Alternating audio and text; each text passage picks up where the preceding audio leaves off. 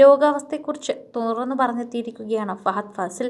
ഞാൻ ADHD ബാധിതനാണ് എന്നാണ് ഫഹദ് ഫാസിൽ ഒരു പ്രസംഗത്തിനിടയിൽ പറഞ്ഞത്. താൻ attention deficit hyper active syndrome ബാധിതനാണ് എന്ന് വെളിപ്പെടുത്തിയിരിക്കുകയാണ് നടൻ ഫഹദ് ഫാസിൽ. ADHD എന്നാണ് ഈ അസുഖത്തിന്റെ പേര്. കുട്ടികളായിരിക്കുമ്പോൾ തന്നെ ADHD കണ്ടെത്തിയാൽ ചികിത്സിച്ചു മാറ്റാമെന്നും, എന്നാൽ തനിക്ക് 41-ാം വയസ്സിൽ കണ്ടെത്തിയതിനാൽ ഇനി അത് മാറാനുള്ള സാധ്യത ഇല്ല എന്നും കോതമംഗലത്ത് പീസ് വാലി ചിൽഡ്രൻസ് വില്ലേജ് നാടിന് സമർപ്പിച്ചുകൊണ്ട് ഫഹദ് തന്റെ പ്രസംഗത്തിൽ പറഞ്ഞു. ഇതെന്താണ് ഈ സംഭവം എന്ന് ചോദിച്ചെത്തുന്നവർക്കൊക്കെ തന്നെ മറുപടിയായി എത്തുന്നുണ്ട് ഫഹദ് ഫാസിൽ. സാധാരണ കുട്ടികളിലും അപൂർവമായി മുതിർന്നവരിലും ഉണ്ടാകുന്ന നാഡീവ്യൂഹ വികാസവുമായി ബന്ധപ്പെട്ട ഒരു തകരാറാണ് attention deficit hyper activity syndrome.